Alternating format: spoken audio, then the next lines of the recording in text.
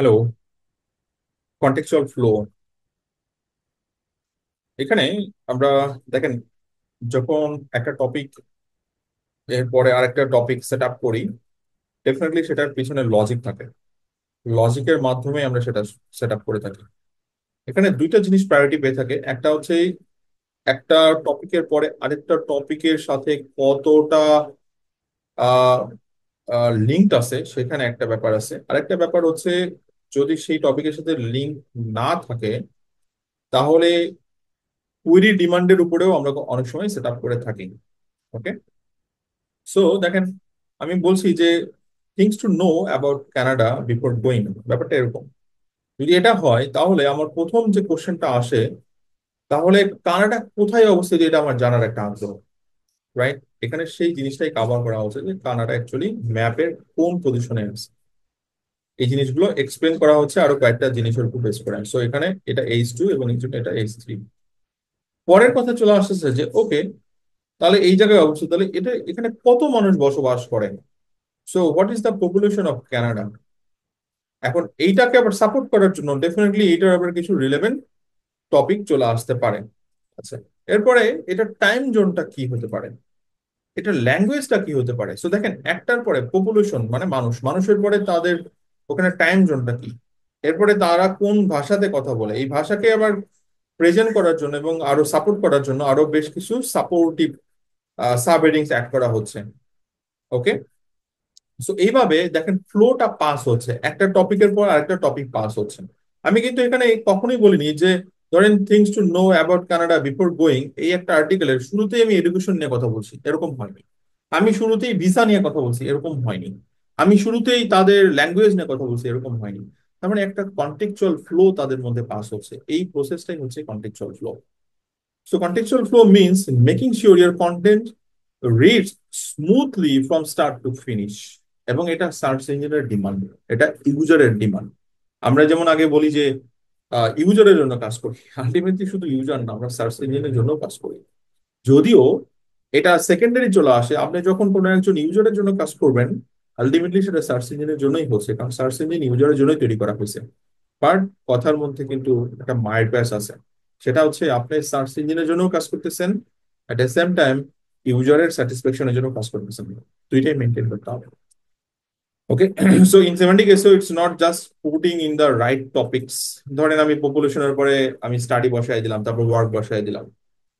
Right topic বসানো important না, demand বসানো ইম্পর্টেন্ট না, but it's about how ideas connect একটার পরে আরেকটার ডিমান্ড। ওকে, পপুলেশনের পরে আমার জানতে হবে কি পরিমাণ মানে তাদের ল্যাঙ্গুয়েজটা কিসে। রাইট। এরপরে আপনি অন্যগুলো কানেক্ট করতেছেন, how topics build on each other and how the readers and search engine can follow your logic. তারপরে লজিক্যাল ওয়েতে আপনি টপিক সেট করতেছেন আর্টিকেলে। ওকে।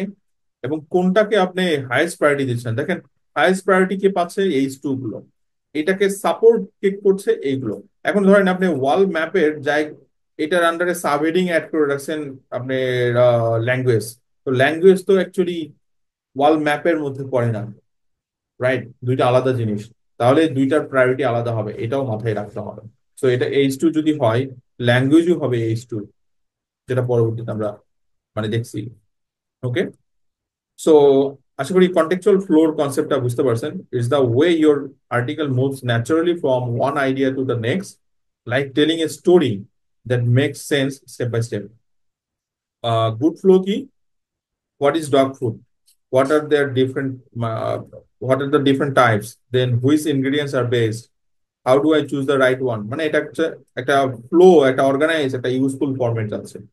কিন্তু আমি একটা ফ্লো দেখাতে পারি যে ধরেন, what is dog food, some dogs like toys, raw food is good. So জিনিসটা কনফিউজিং এবং হ্যাপেজার্ড, মানে ফ্লো নাই।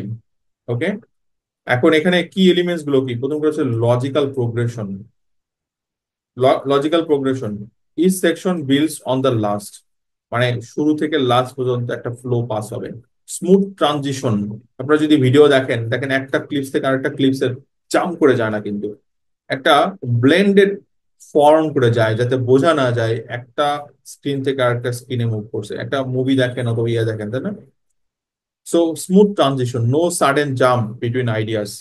Semantic signals, repeat related terms and synonyms, internal linking এবং হেডিং স্ট্রাকচার।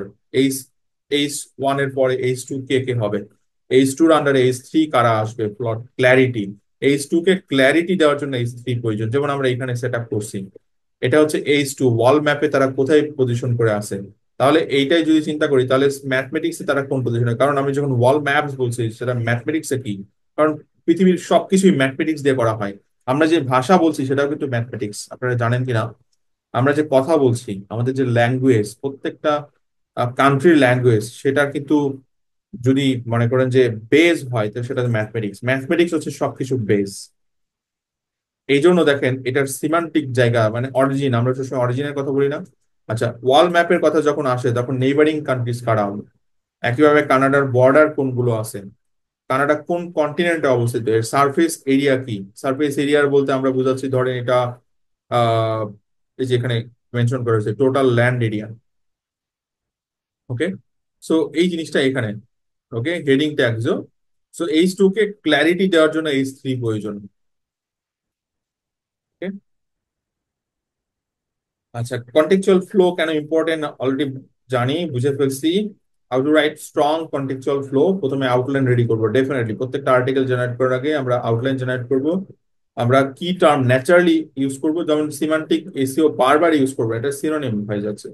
কিন্তু ন্যাচারালি বসানোর জন্য এটা অল্টারনেট টার্ম, ধরেন স্ট্রাকচার ডাটা, যেহেতু related, topic cluster, topical map, এই সমস্ত টার্মগুলো ইউজ হতে পারে। ক্লিয়ার হেডিংস, কার আন্ডারে কে বসবে, ইন্টারনাল লিঙ্কিং, এবং আপনি যখন কোনো আর্টিকেল দিচ্ছেন আপনি যেন একজন রিডার হিসেবে জিনিসটা চিন্তা করেন। ওকে, সো আশা করি কন্টেক্সচুয়াল ফ্লোর কনসেপ্টটা বুঝতে পারছেন, বাট প্র্যাকটিক্যালি আমরা দেখবো নেক্সট, মানে আপকামিং চ্যাপ্টারে। Thank you guys.